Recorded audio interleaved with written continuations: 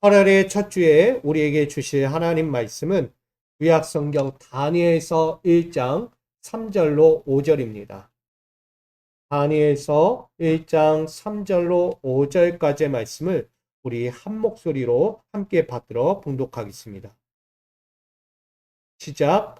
왕이 환관장 아스부나스에게 말하여 이스라엘 자손 중에서 왕족과 귀족 몇 사람 곧 흠이 없고 용모가 아름다우며 모든 지혜를 통찰하며 지식에 통달하며 학문에 익숙하여 왕궁에 설만한 소년을 데려오게 하였고 그들에게 갈대아 사람의 학문과 언어를 가르치게 하였고 또 왕이 지정하여 그들에게 왕의 음식과 그가 마시는 포도주에서 날마다 쓸 것을 주어 3년을 기르게 하였으니 그 후에 왕들은 그 왕 앞에 서게 될 것이더라. 아멘. 할렐루야. 우리 하나님의 안에서 배우고 듣고 깨닫는 모든 자리가 되기를 간절히 축복합니다. 우리가 세상을 위지하면서 살 때가 참 많잖아요. 그러면 세상을 위지하며 산다는 의미는 세상에서 배우고 듣고 깨닫는다는 이야기이기도 합니다. 근데 오늘 믿는 자들은 다르겠죠. 믿는 자들은 하나님 안에서 살아가는 자들. 결국은 하나님께로 보고 듣고 깨닫고 따라 살아간다는 것을 말씀하는 것이기도 합니다. 오늘 이 자리에 있는 우리 모두가 신앙교육을 하나님께로부터 받기를 간절히 부탁드립니다. 그런 마음에서 오늘 제목이 신앙교육은 하나님께로부터 받자라는 제목으로 은혜를 나누려고 합니다. 여러분, 교육이라는 것이 무엇입니까? 교육은 사람이 살아가는 데 필요한 지식이나 기술 등을 가르치고 배우는 활동이다라고 사전적 의미가 담겨 있죠. 결국은 경험하고 터득한 학문과 지식들로 살아가는 거예요. 내가 배운 것을 가지고 살아가는 게 교육이죠. 근데 이 교육이 단순히 지식적 권위를 얻거나 가르치는 1차원적인 이야기가 아니다는 것을 저는 말하고 싶습니다. 교육이 뭐냐?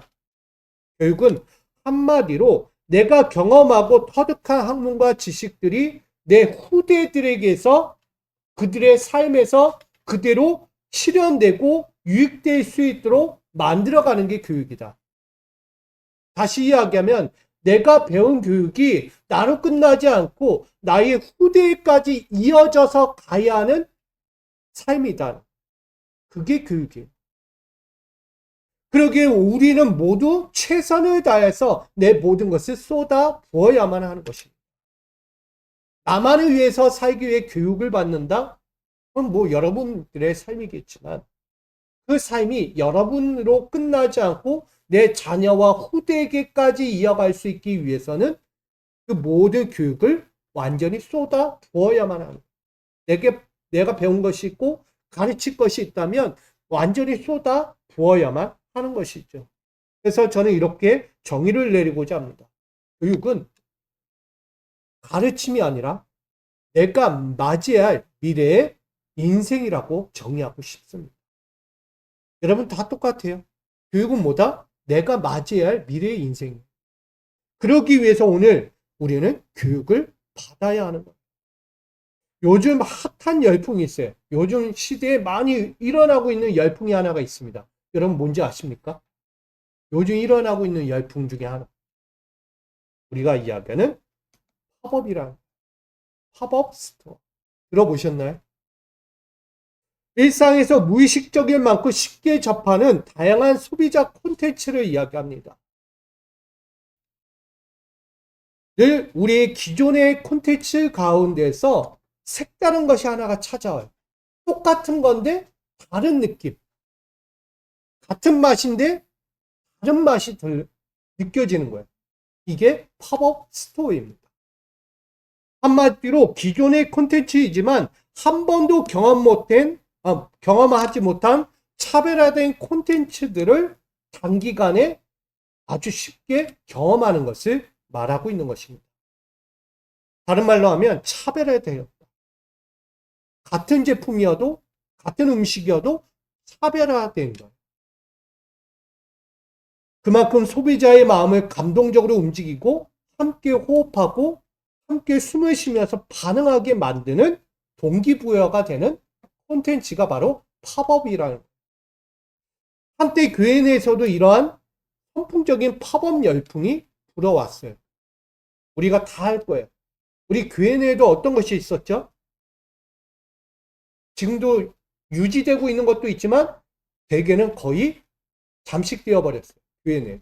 그게 바로 카페입니다.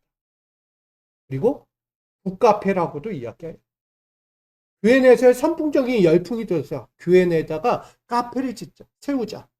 카페를 열어서 우리 성도들이 휴식 공간도 말고 이웃들과의 소통하는 공간으로 만들어보자라고 해서 카페를 이렇게 교회 내로 들어오기까지 했다는 거예요. 아주 선풍적이었어요.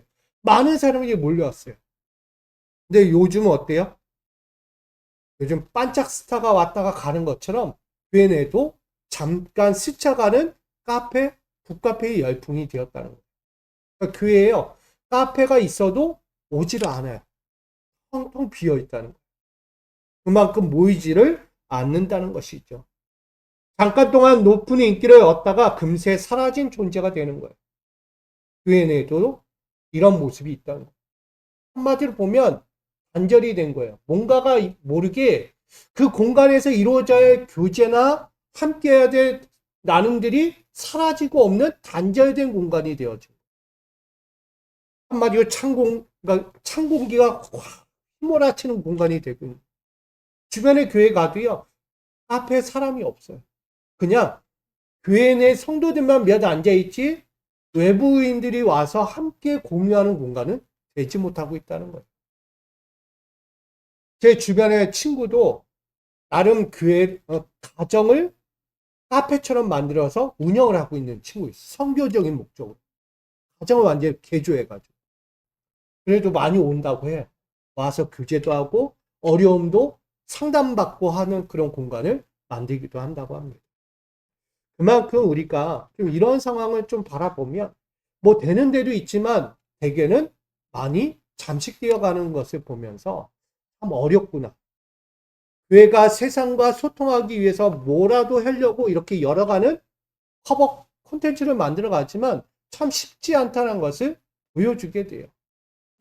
저는 이런 상황을 보면 이 팝업은 누구를 위한 것일까? 그리고 팝업은 누구와 관계를 맺기 위한 공간인가?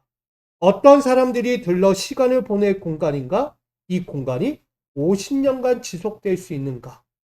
이런 공간을 결국 오프라인이라는 이 책의 저자가 이 팝업에 대한 단점과 장점을 이야기하고 있다는 거예요. 여러분, 이렇듯 교육이라는 콘텐츠는 오늘 어떻다고 여러분 생각하십니까? 교육. 이것이 단기간 교육 가져가지고 모든 인생을 살 수 있을까? 아까 서두에 이야기했던 미래 인생을 좌지우지할 수 있을까? 잠깐의 교육 가지고 되지 않겠다. 쉽지 않겠다라는 생각도 가져. 교육은 끊임없이 이루어져요. 그리고 멈춰서는 안 된다는 것입니다. 미래를 기대하는 사람들에게 실천적인 가치가 되게끔 그 교육은 끊임없이 이루어져야 하는 거예요. 저는 그런 마음에서 이 교육은 똑같은 교육일지라도 달라야 한다. 팝업. 뭔가라도 달라져서 50년간, 이 책에서 이야기하듯 50년간 지속될 수 있을 만한 교육적인 시스템이 우리 안에 들어와야겠구나라는 생각을 갖게 됩니다. 저는 기성세대와 밀레니얼 세대 가운데 공감하고 함께 경험할 수 있는 현대의 교육 콘텐츠는 뭘까? 지금 기성세대와 MZ세대가 함께 공유할 수 있는 교육 콘텐츠가 뭐라고 여러분 생각하세요? 나름 교회 내에서도 함께 할 수 있는, 요즘 기성세대와 아이들이 함께 할 수 있는 프로그램이 뭐고 시스템은 뭐고 어떤 교육이 있을까? 이런 고민을 한번 좀 갖게 됩니다. 참 어렵죠. 뭐라도 차별화되어서 함께 할 수 있는 공간이 되어야 되는데 늘 일상대로 가는 것 같은 지금 이 모습 이대로 어른은 어른대로, 아이는 아이대로. 함께 하기가 어려운 공간. 저는 이 형 교육 콘텐츠들로부터 한번 생각해 봅니다. 좀 차별화되거나 오래 지속 가능한 교육 팝업 콘텐츠들을 우리가 한번 만들어 봐야 되지 않겠나. 교회는 이것을 해야 합니다. 세상을 따라가면 안 돼요. 지금 우리가 세상을 따라가는 교회들이 되다 보니까 발전이 없고 뭔가 새로운 것이 나타나도 그걸 받아들일 준비가 안 돼 있어요. 왜냐하면 끌려가기 바쁘니까. 저는 그런 마음에서 오늘 이 다니엘서를 함께 보고자 하는 것입니다. 오늘 나오는 이 다니엘서의 이야기는 BC 605년, 기원전 605년에 바벨론의 느부갓네살 왕에 의해서 예루살렘이 점령당합니다. 점령당하면 예루살렘의 백성은 어떻게 되죠? 그 바벨론의 포로가 되겠죠. 당연히 끌려가는 거예요. 근데 그 안에는 유다의 귀족들이 있었다는 것입니다.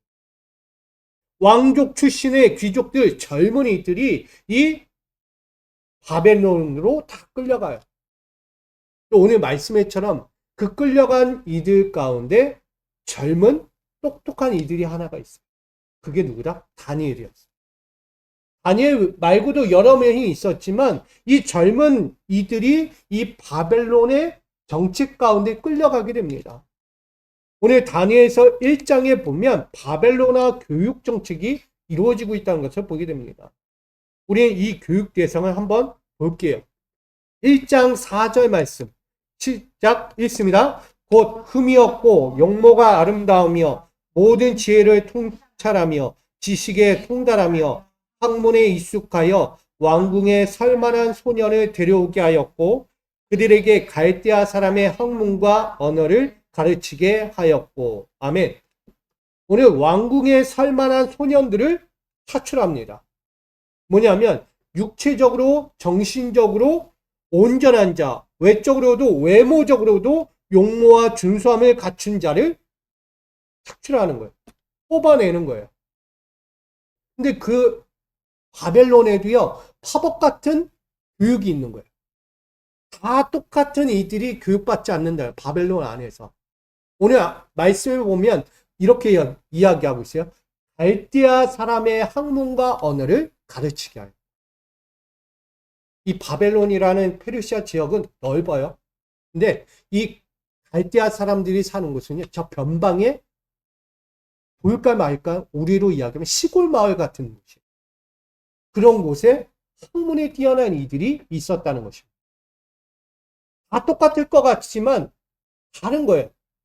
같은 나라 안에도요, 학문이 뛰어난 이들이 있고 학문이 좀 낮은 이들이 섞여 있다는 것을 보게 되는 거예요. 그래서 이 바벨론을 좀 키우고 뭔가라도 성장을 시키고 학문적으로 이끌어가기 위해서 축출한 갈대아 사람들을 불러다가 또 이 바벨론 포로로 온 예루살렘의 젊은이들을 끌어다가 교육을 시키겠다는 거예요. 그게 바벨론 교육 정책이에요. 이 바벨론 교육 정책이라는 것은 다른 말로 하면 이 시대의 이데올로기 교육 정책입니다. 한마디로 바벨론 왕국의 민족성, 그것을 머릿속에 심기는 거예요. 더 이상 예루살렘, 이스라엘이라는 정체성은 없는 거예요. 오로지 너희는 바벨론의 식민지, 그죠? 식민이다. 백성이다. 이걸 심어준 거예요. 더 이상 이스라엘은 없다. 너희는 바벨론이다. 바벨론의 철학을 그들에게 심겨주고 그들이 갖고 있는 학문을 통해서 바벨론 어떻게 더 성장시킬 수 있는가를 만들어가는 거예요. 이게 뭐예요? 이스라엘, 예루살렘에 있는 백성들이 원래 머리가 똑똑했어요. 알고 있죠? 지금도 이스라엘 백성은 머리가 똑똑해요. 세계 곳곳에서 모든 면에서 다 차지하고 있는 이들이 그들이에요. 사회, 경제, 정치, 무슨 금융, 모든 것을 다 통틀어서도요, 그들 따라갈 사람이 없어요. 그만큼 똑똑한 이들이 이스라엘에게 그들을 바벨론의 식민지 안에서 교육을 하고 그들을 키우려고 했던 거예요. 근데 그 학문을 키우는 이들의 나이가 몇 살이다? 오늘 말씀에 14세에서 17세 나이다. 다니엘이 몇 살이라고 볼 수 있겠어요? 한 14살 정도? 15? 그 정도 되겠죠. 그래서 3년의 교육을 시켜서 그들의 완전히 이데올로기 정치를 완전히 교육을 시키겠다라는 의미가 담겨 있는 거죠. 그것을 다니엘서 1장 6절에 보면 이들이 있는 거예요. 그들 가운데는 유다 자손 곧 다니엘과 하나냐와 미사엘과 아사랴가 있었다라고 해요. 다니엘과 새 친구들이 있는 것처럼 보여져요. 자, 근데 그럼에도 다니엘과 그 새 친구들은 어땠을까요? 그 교육에 따랐을까요? 안 따랐을까요? 안 따랐어요. 바벨론이 이야기하는 뭔가 색다른 갈대아 사람의 그 학문을 나는 따라갈 수 없다. 왜? 그것은 하나님 정신이 없기 때문에. 하나님의 교육이 없기 때문이에요. 거기에 하나님의 율법도, 하나님의 법도, 하나님의 질서, 하나님의 기준이 전혀 없기 때문이에요. 따라가지 않겠다는 거예요. 우리가 알고 있듯이 다니엘은 조금도 타협하지 않았습니다. 오직 여호와만을 섬기겠습니다. 나는 그 신앙에서 벗어나지 않겠습니다. 기도하는 것 절대 잊지 않겠습니다. 그는 그렇게 신봉하며 모든 사건 앞에서 굴복하지 않았다는 거예요. 우리가 알고 있듯이 타작으로도 들어가요. 죽음의 위기 가운데도 들어가지만 결국 살아나죠. 이게 신앙입니다. 하나님의 신앙 교육을 받지 않고는 난 살 수 없어요. 바벨론? 그건 절대 하나님이 원하지 않는 교육이기 때문에. 지난 시간에도 이야기했지만 바벨론의 그 교육은 뭐였죠? 점술가를 만드는 거예요. 나라의 정세를 판단하기. 자기 꿈을 해석해 줄 수 있는 사람. 그리고 이 나라의 앞날을 예견해 줄 수 있는 사람을 찾아야 되는 거예요.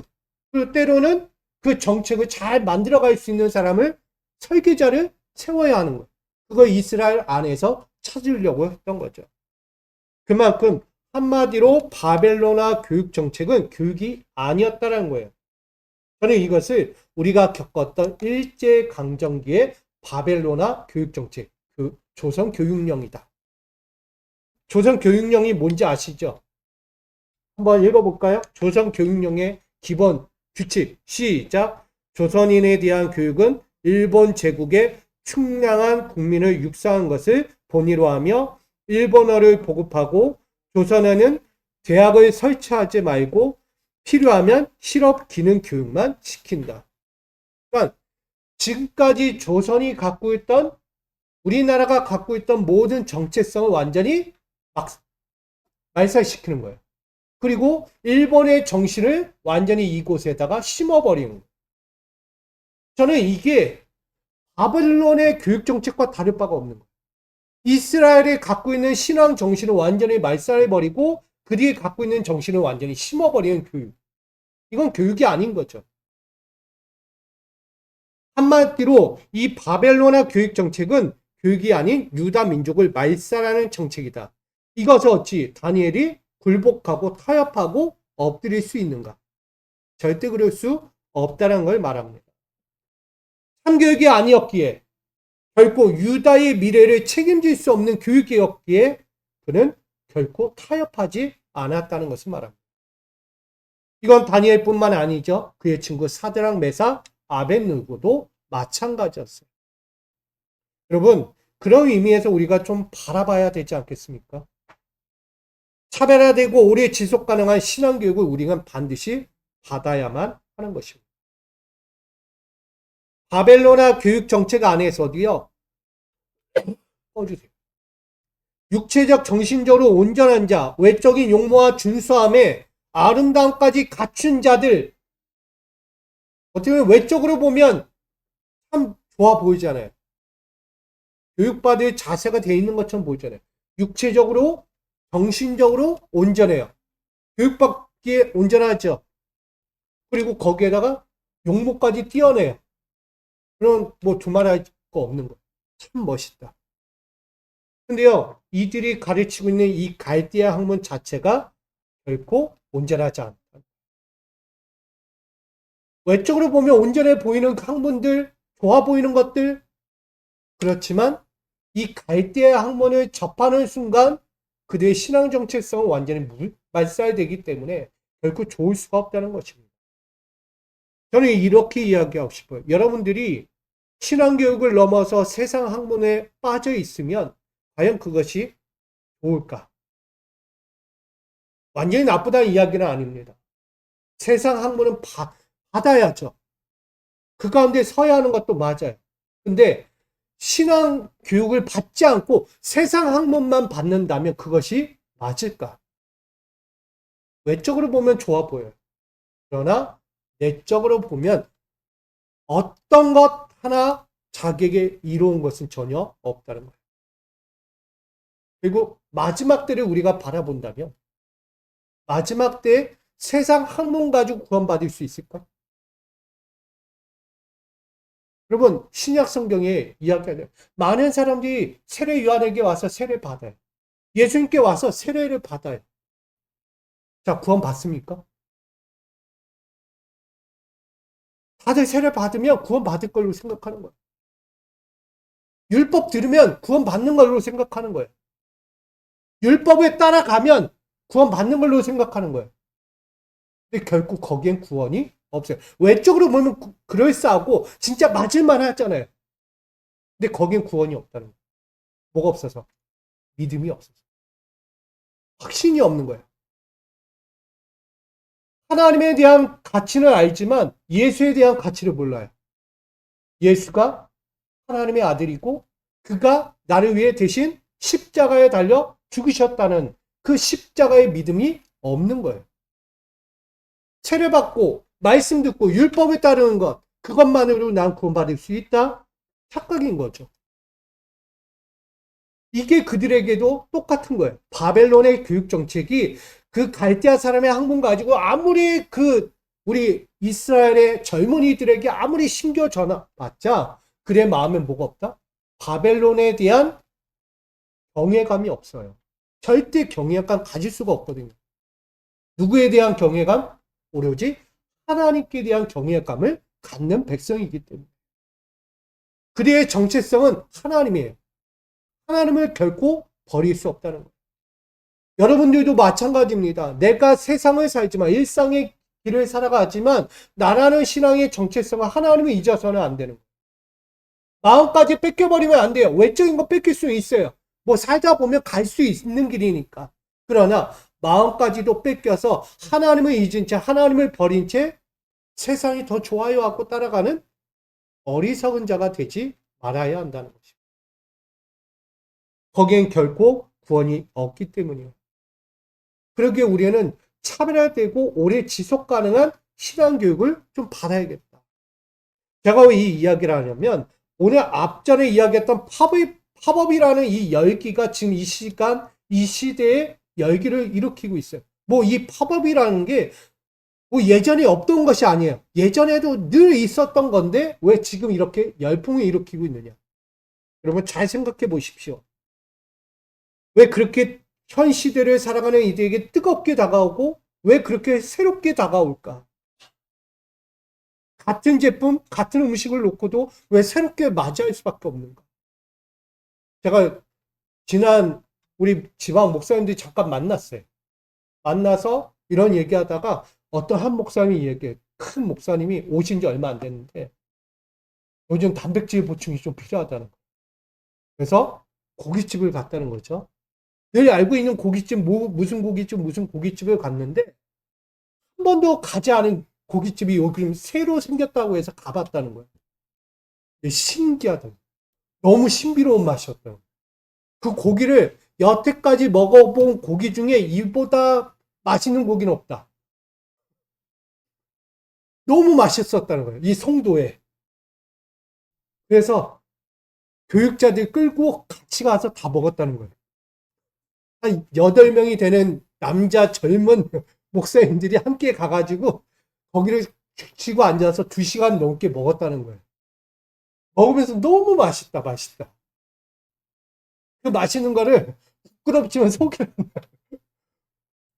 고기가 똑같은 고기 아니에요? 여러분?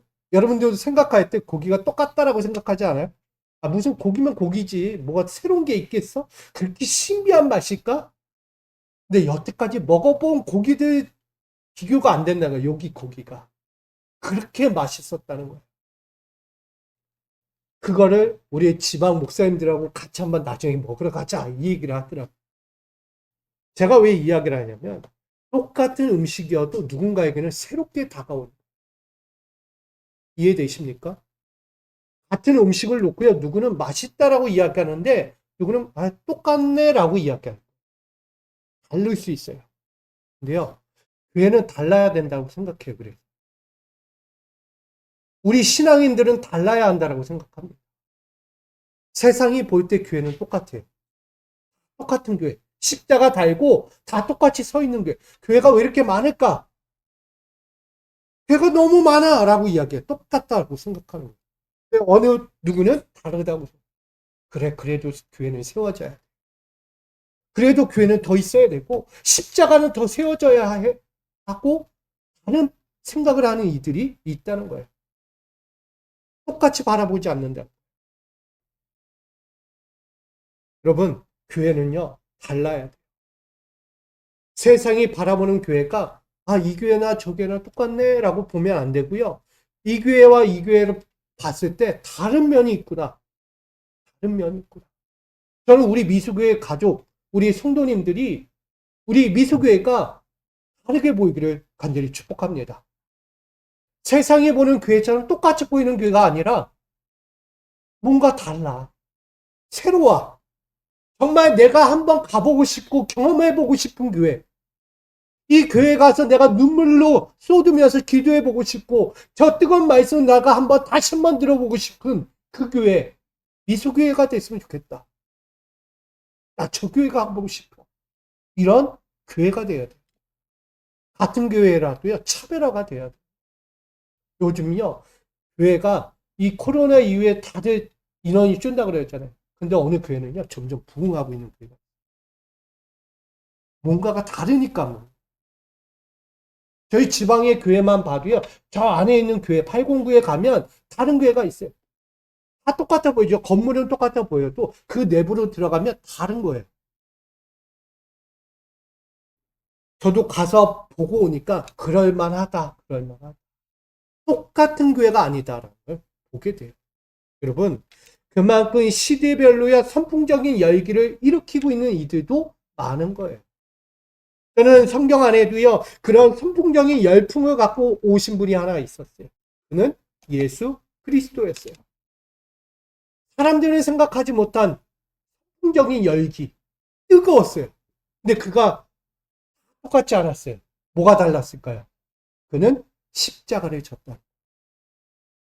인류를 위해서 대신 십자가를 지고 죽으셨다는 거예요. 근데 그것도 멈추지 않고 3일 만에 다시 부활하셨어요. 그걸로 멈추지 않고요. 그는 또 한 번 하나님께로 올라가시고 성령을 또한 우리에게 보내주셨어요. 예수 그리스도는요. 똑같이 생각할 수 없어요. 달라요. 일상적인 생활 가운데서 예수를 바라보면 예수는 예수지. 예수가 뭐 다르게 뭐가 있겠어? 라고 얘기하지만 달라요. 예수님은 우리가 생각하는 것과 전혀 다르다는 거예요. 여러분이 신앙생활을 하면서 지금까지 달려왔을 텐데 신앙생활을 하면서 내가 겪었던 교회, 나의 성도, 내 신앙, 여기 나오는 예수라는 십자가 똑같이 볼 수 있어요. 그러나 우리 서로는 달라야 되지 않을까. 십자가 하나만 봐도 달라 보여야 되고요. 이 자리에 와서 내 성도들을 바라봐도 달라 보여야 돼요. 아멘? 이게 팝업이에요. 똑같아 보여도 똑같지 않은 거예요. 뭔가 달라 보여요. 저는 이게 영성이라고 생각합니다. 그 교회가 갖고 있는 영성. 어느 교회를 갔는데 너무 뜨거움이 느껴져. 어느 교회 갔는데 너무 차가운 느낌이 느껴져. 그게 영성이거든요. 여러분들 다 경험했을 거예요. 어느 교회 갔는데 이 교회 갔는데 너무 따뜻함을 느끼는 교회가 있어요. 어느 교회 갔는데 왠지 모르게 차가워. 뭔가 휑한 느낌이 있는 거예요. 교회가 크고 작은 게 중요하지 않아요. 그게 영성이거든요. 그 교회가 갖고 있는 영성이 어떤가에 따라서 누군가가 왔을 때 이 교회는 다르다. 똑같은 교회 안에서도 다른 느낌이 있구나. 이걸 보는 거거든요. 바벨론의 교육 정책은 바로 그와 같은 것처럼 보여져요. 유능한 애들을 데려다가 열심히 3년간 교육시켜서 자기의 바벨론 왕국을 거대하게 세우기 위한 목표로 삼지만 남들이 볼 땐 전혀 아니다고 생각하는 거예요. 거기에 참여한 젊은이들이 야 이건 아니지 않아? 저건 올바르지 않다고 생각해. 난 따라갈 수 없어. 다른 거예요. 저는 우리 모두가 좀 달라야 되지 않겠냐. 내 일상에서 알고 따르는 예수 그리스도, 십자가, 그분의 사랑, 그분의 은혜, 이거 다른 말로 하면 종교적 생활이에요. 똑같이 하잖아요. 종교적 생활은 똑같이 해요. 근데 다른 게 없어요. 뭔가 특별한 게 없고 뭔가 변화된 영성의 그 특별한 은혜가 없어요. 그러면 다를 게 없는 거예요. 종교적 생활이에요. 그러나 우리가 하나님 안에서 내가 다른 사람이라는 거, 내가 그리스도인으로서 변화된 그리스도의 모습을 세상 앞에서 드러낼 수 있다는 그 팝업 같은 신앙의 믿음이 있다면 여러분 다른 사람 스스로 한번 생각해 보십시오. 예수님의 그 십자가의 그 사랑은요 다 달라요. 남들은 다 우리 육신의 왕, 나의 정치적인 왕으로 우리의 아픔과 고통을 짊어지십시오. 우리 대신해 주십시오. 우리를 구원해 주십시오라고 외치지만 예수는 다른 거예요. 나는 정치적 왕이 아니다. 나는 너의 생명을 구원하러 왔다. 생명, 영생을 주러 왔다라고 이야기해요. 다른 거예요. 그만큼 예수님은요, 뜨거운 불을 담은 그리스도의 구원 교육이었다라고 저는 생각을 합니다. 다른 거예요. 그 시대 가운데 팝업 같은 거예요. 똑같은 일상 속에서 다른 느낌. 잠시라도 구원에 향한 신앙교육을 여러분 철저하게 갖지 않는다면, 경각심 갖지 않는다면 이런 모습이 나타나는 거예요. 그러니까 늘 우리에게 말씀하는 게 뭐예요? 베드로전서 5장 8절 같이 읽어볼게요. 시작. 근신하라 깨어라 너희 대적마귀가 우는 사자같이 두루다니며 삼킬 자를 찾나니. 바벨론의 교육정책은 이와 같은 거예요. 나를 집어삼키는 자들이에요. 좋아 보이잖아요. 학문? 와, 거대한 바벨론의 학문을 내가 배울 수 있어? 저 갈대아 사람들이 갖고 있는 천문학, 우리가 알지 못하는 그런 문학, 학문들을 내가 다 배울 수 있다? 너무 좋아 보이잖아요. 근데 결코 좋은 게 아니니까.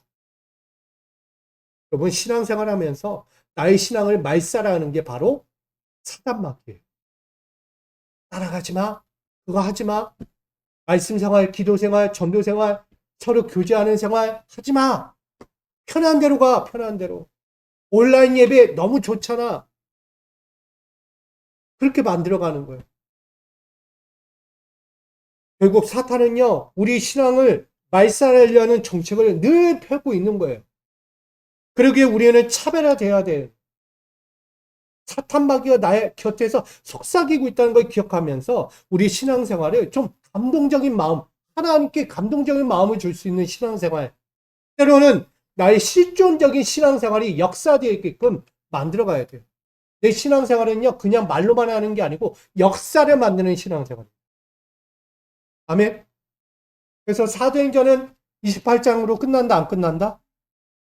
사도행전. 사도행전이에요. 전도자의 길이에요.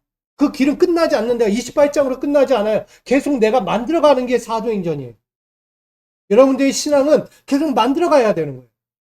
하나님께 기쁨이 되고 하나님을 감동시키기 위해서 나의 신앙은 계속 이루어져 가야 되는 거예요.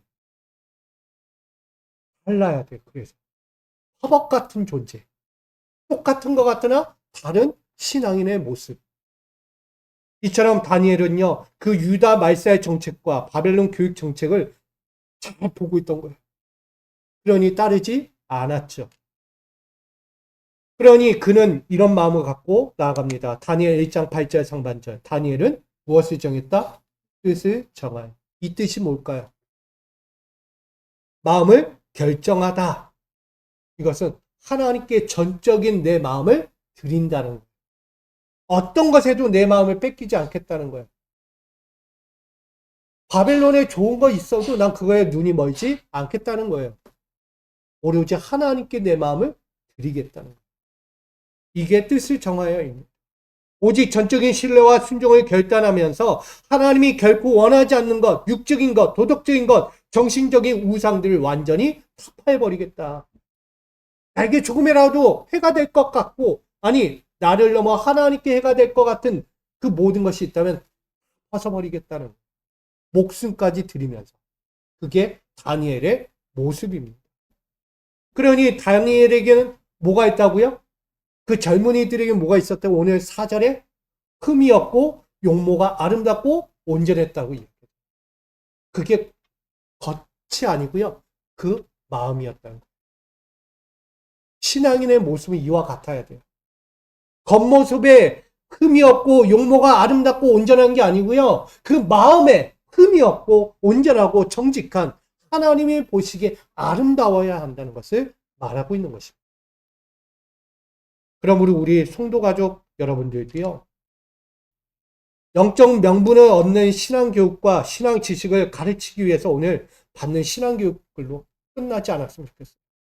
그냥 단순히 나 좋아라, 한 주 동안 살 때 하나님께서 주시는 복으로 끝마치는 그 1차원적인 신앙교육이 아니고요, 하나님께서 나에게 주고자 하는 영적인 명분. 너는 누구다? 그리스도인. 너는 누구다? 하나님의 자녀라는 그 명분을 잊지 않는 거예요. 그 명분의 가치를 가지고 세상을 향해 나가는 거예요. 이 가치는 나로 끝나지 않고 어디까지?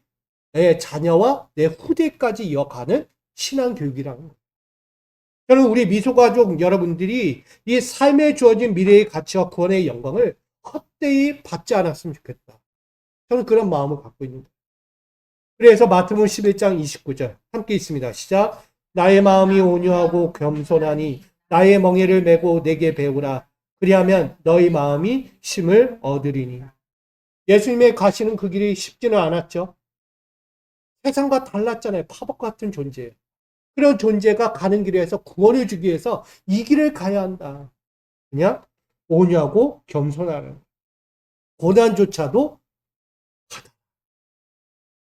고난조차도 감내하라는 거예요. 그리고 멍에를 지고, 멍에란 훈계입니다. 그분의 가르침, 그의 교육 벗어나지 말고 받으라는 거예요. 나아가 배우라고 이야기해요. 때로는 모방하기까지 하라는 거야. 내가 못할 거 따라라도 한번 해봐라. 그쵸? 남이 하는 걸 내가 못하잖아요. 그럼 뭐 해야 하는 거야? 모방이라도 해서 따라가려고 노력이라도 해보라는 게 이 말씀입니다. 그러면 뭘 얻는다? 쉼을 얻는다. 결국 하나님의 약속을 손으로 쥐고 눈으로 보고 내 삶으로 체험하게 된다. 이걸 말씀하는 거예요. 이게 마태복음 11장 29절의 말씀입니다. 결국은 그리스도의 성품을 닮아가도록 강하게 훈계받으면서 신앙교육 안에 서 있으라는 거예요. 그리하면 하나님께서 그에게 삶의 지혜를 도와주시고 평강의 약속을 얻게 하실 것이라고 말씀하고 있는 것입니다. 저는 우리 모두가 그렇게 되기를 소망합니다. 똑같은 교육이 똑같지 않아요. 신앙교육이 다 똑같지 않다는 거예요. 삶의 일상도 다 똑같지 않아요. 달라요. 믿는 자들, 믿음의 사람들, 그리스도인들, 신앙인들은 세상과 달라요. 아멘. 난 뭐 별다를 거 없어, 똑같다라고 생각하는 분 계세요? 아니요, 저는 그렇지 않아요. 저희 미소가족 우리 성도 여러분들은요, 다르다고 생각합니다.